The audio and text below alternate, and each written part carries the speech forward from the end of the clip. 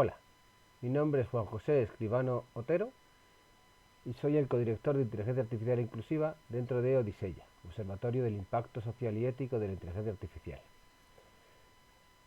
Este vídeo pretende explicar qué es la IAI, qué es la Inteligencia Artificial Inclusiva, ¿no? Ese es el objetivo central del vídeo. Todo lo que vamos a hablar ahora está descrito con mayor precisión en el texto que acompaña este vídeo en el blog. Así es que animo a todo el mundo a que lea ese texto, que le va a costar poco tiempo y probablemente le ayude a reflexionar sobre el término. Y ahora lo que sí que vamos a intentar es dar una aproximación en este vídeo. Y para eso lo mejor es ir paso a paso, por partes, ¿no? Y las partes van a ser las siguientes. Vamos a intentar responder por qué es importante pensar en una IAI para todos, en una inteligencia artificial para todos. Vamos a hablar de algunos antecedentes o referentes de otras tecnologías que pueden asociarse o asimilarse al momento actual de la IAI. Vamos por fin a definir inteligencia artificial inclusiva y a enfrentarlo a otros conceptos similares para poder estudiar su contorno. Y vamos a intentar dibujar un camino entre la situación actual y una situación ideal futura, ¿no? Y esos serán los pasos a dar para conseguir una IAI que se sostenga en el tiempo, ¿sí? Bien, ¿por qué es tan importante pensar en una IAI para todos? Bien, algunos autores internacionales han llegado a hacer algunas analogías que parecen interesantes para comprender la importancia del término, ¿no? En particular, uno de los fundadores de Coursera y director actual del laboratorio del MIT relacionado con estos temas, ha llegado a decir que la inteligencia artificial es la nueva electricidad. Así es que lo mismo que supuso la electricidad en el siglo XX, probablemente suponga la inteligencia artificial, según este autor, en el siglo XXI. Así es que no es poca cosa, ¿verdad? Es algo muy transversal, no es solamente algo para un entorno o para un sector económico. Hay otros, sobre todo economistas o gente de empresa, que habla del dato como el nuevo dólar, como la nueva medida de dinero, ¿no? Como la nueva medida para medir la riqueza, ¿no? Así hay empresas que miden su rentabilidad no por el dinero que mueven o por el dinero que tienen en su cuenta corriente, sino por los datos que generan, la cantidad y calidad de los datos que pueden procesar, ¿no? Si esto es así, si estas dos analogías son ligeramente parecidas a la realidad, cabe la pregunta: ¿cuánto porcentaje de la población podemos asumir como admisible dejar fuera del uso de esta electricidad y del uso de este dinero, ¿no? Imaginemos, qué sé yo, que un 50% no pudiera usar la electricidad o el dinero, diríamos que esto no es admisible desde un punto de vista social, ¿verdad? Bueno, si un 50% no, ¿cuánto, no? ¿Un 20, un 10, un 5, un 1? Este es el punto que nos lleva a pensar en la importancia de una IAI, una inteligencia artificial para todos. Como antecedentes o referentes a tener en cuenta, hay algunos términos que podríamos acercar a este asunto, ¿no?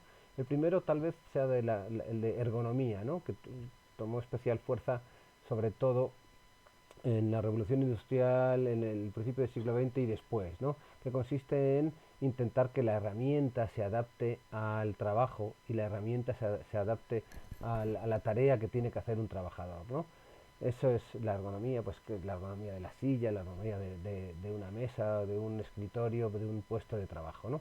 Bien, pues ahora podríamos hablar eh, de un nuevo término que es la ergonomía del conocimiento, ¿no? Si el dato es el nuevo dólar y la inteligencia artificial es la nueva electricidad, que va a ser la tecnología fundamental para trabajar justo con ese dólar, con ese dato, pues conviene pensar en cómo hacer que esos procesos y esos datos se adapten a las personas, ¿no?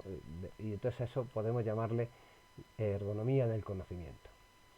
Otro término, usabilidad, que tuvo su nacimiento, su crecimiento, su época dorada en la explosión de la web, de los productos en web, años 90 y principios del siglo XXI, que tiene que ver con explicar la facilidad de uso, ¿no? De la facilidad que un dispositivo, un servicio, una página web en el caso tradicional o una aplicación informática, cómo de fácil es para un usuario trabajar con ella y extraer de ahí el servicio que ofrece, ¿no? Bien, una evolución de este término es el término RID, Responsive Inclusive Design, que viene a ser una extensión de un término previo que es RD, Responsive Design. En una aplicación se dice Responsive Design si es capaz de adaptarse esa aplicación de forma automática al dispositivo que la demanda. Entonces, por eso hay muchos servicios actualmente web que se ven diferentes y adaptados si acepto desde un teléfono móvil, pantalla pequeñita, o desde un laptop, desde un ordenador portátil, pantalla más grande, ¿no? Con más resolución. Y la aplicación se presenta de una forma diferente sabiendo el tipo de pantalla que va a tener el usuario. Bien, eso es Responsive Design. La propuesta de RID es que no se adapte solo al dispositivo, sino que se adapte también al usuario que hay detrás del dispositivo, ¿no? La inteligencia artificial va a ser capaz de descubrir o de manejar muchos datos del entorno del usuario, con lo cual es posible hacer aplicaciones que se adapten al entorno del usuario, no solo al dispositivo, sino a otros elementos, como veremos más adelante, ¿no? Otro término relacionado es el de accesibilidad. La accesibilidad es la capacidad que tiene una determinada información en ser consumida por distintos usuarios con diversidad funcional, y entonces hay una clasificación internacional de la calidad de la accesibilidad de un servicio web o de un contenido digital, que es una clasificación de 3 niveles: una A, doble A o triple A. Triple A es la mayor accesibilidad, una A es menor accesibilidad, ninguna A es todavía menor accesibilidad, y es posible, hay muchas cosas que no tienen ni siquiera una A, pero por ejemplo la Unión Europea propone en una directiva, sugiere o casi obliga, o mejor dicho, obliga de derecho, aunque no sé si de hecho es así, a todas las administraciones públicas, a todos los servicios públicos, a tener una accesibilidad doble A. Este es el estándar entonces que se considera el mínimo aceptable para decir que algo es accesible, aunque no olvidemos que el mínimo es como sacar un 5 en un examen, ¿verdad? Es el mínimo, pero no es el ideal sería una triple A.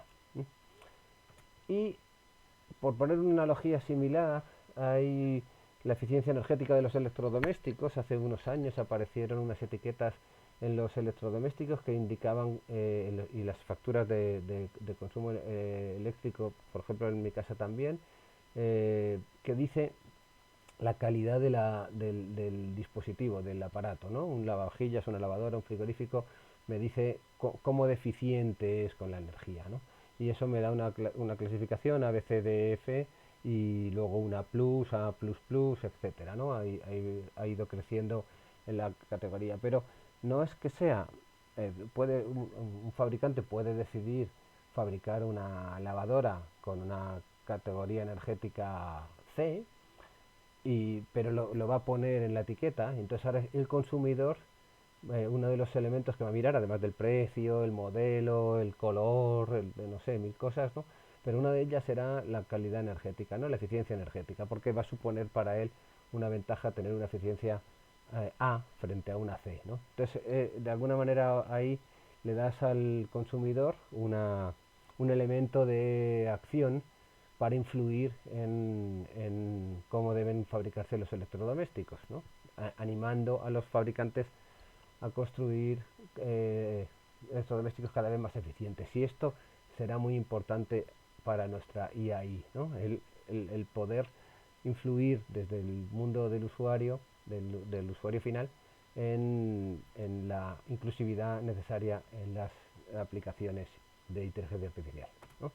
Bien, llegamos al término inteligencia artificial inclusiva, que como más o menos se intuye, tiene que ver con elegir o el hacer dispositivos, servicios basados en inteligencia artificial que sean posible acceder para todo el mundo, ¿no? Para todos, ¿no? Que incluya a toda la población y no solo a un porcentaje de ella, ¿no?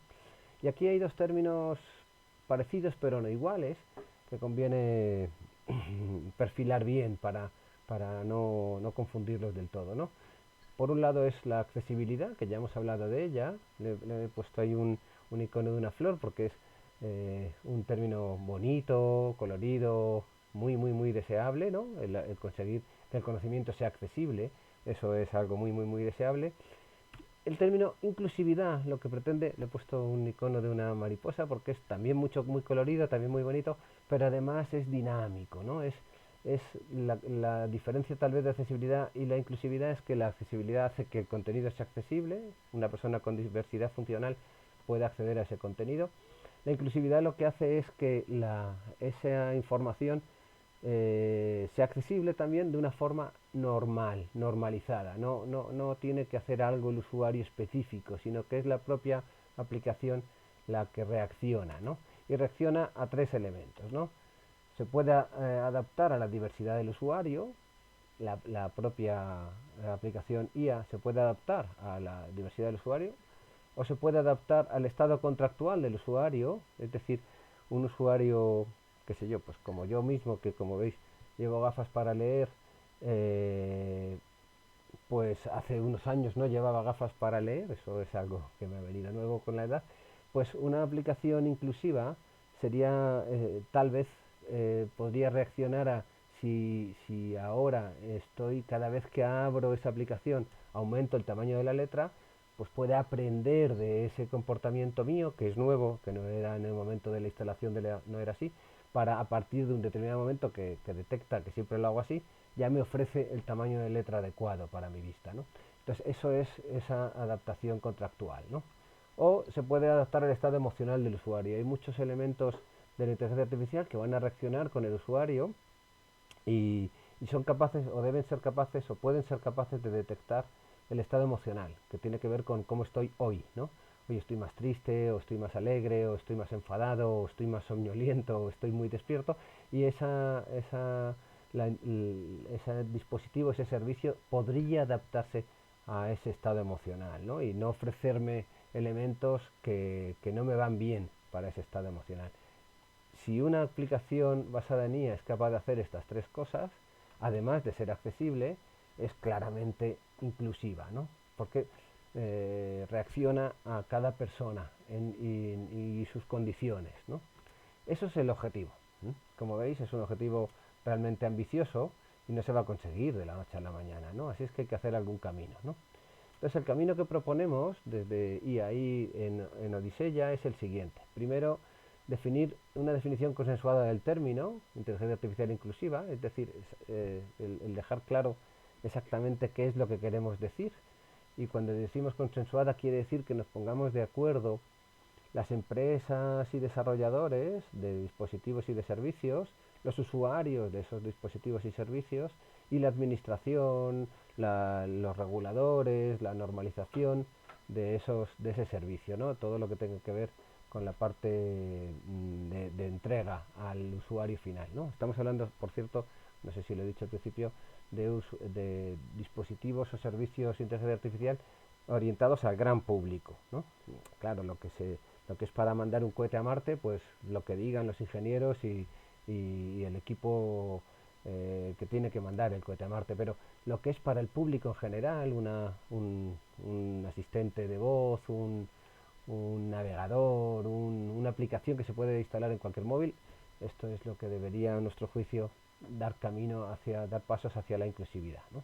Entonces, primero definir los términos, después, una vez definido lo que debe ser, a veces nos va a llegar al usuario final sobre todo, pero también al administrador o al que tiene que regular, al que tiene a lo mejor que poner una etiqueta de eficiencia inclusiva en vez de eficiencia energética, ¿no?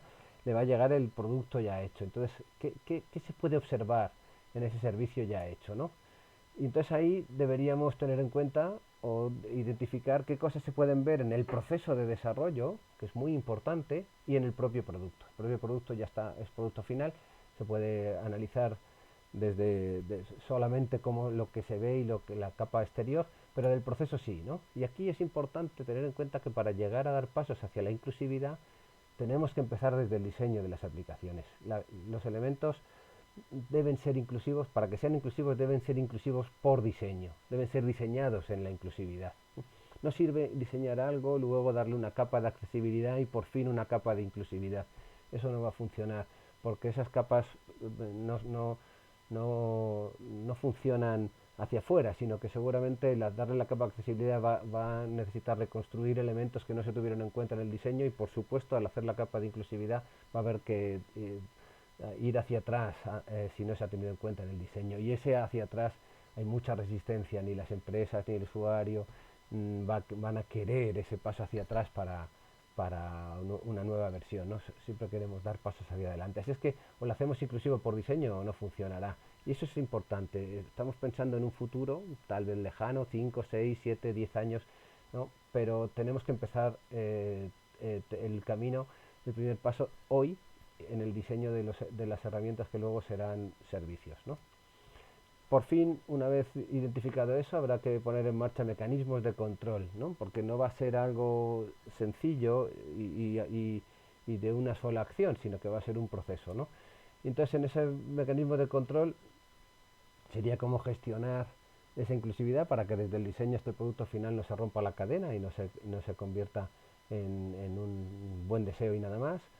Mecanismos para evaluar cómo se va desarrollando la aplicación y a la vez la inclusividad de la aplicación o del servicio, y por fin un servicio de certificación que podría ser algo como lo de la eficiencia energética o cualquier otra cosa, ¿no? Esto sería también, habría que poner en marcha esto, ¿no? Y por último, unos mecanismos de reconocimiento y recompensa, ¿no? Las buenas prácticas son unos buenos ejemplos para el futuro, ¿no? Entonces aquí sería tal vez establecer algún tipo de premio o de reconocimiento que tenga que ver con la inclusividad, muy importante a nuestro juicio, y una guía de buenas prácticas que sirva para nuevos desarrolladores para no repetir errores cometidos en el pasado y para potenciar las buenas prácticas, ¿no? Para eso en Odisea tenemos un proyecto, se llama Proyecto Guía, que lo que viene a ser es un compendio de buenas prácticas en cada uno de los sectores, en cada sector. Entonces uno de los capítulos del proyecto guía tal vez debiera ser orientado a la inclusividad. Y por mi parte nada más, quedo a tu disposición para lo que quieras comentarme. Mi correo electrónico lo tienes ahí por si quieres mandarme algún comunicado. Si quieres participar en estos pasos de definición, estoy a tu servicio. Hasta luego.